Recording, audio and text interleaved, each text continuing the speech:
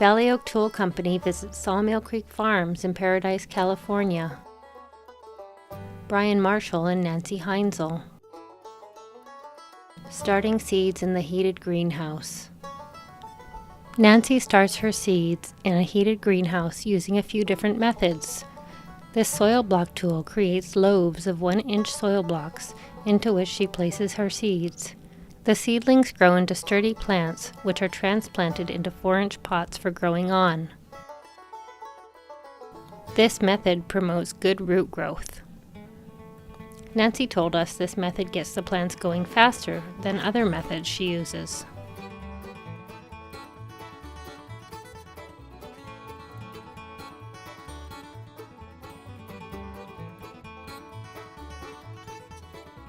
Nancy also uses the 200-cell foam seed starting trays and 6-cell black plastic containers.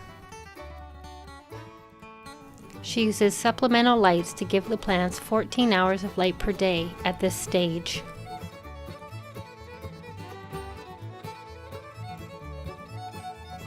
They grow their seedlings on in the unheated greenhouse using primarily 4-inch pots. She uses a larger soil block tool for some of her plants, which are grown in trays. Here she is showing the block of soil out of which a sturdy tomato plant is growing. These will be transplanted into the farm's tomato beds.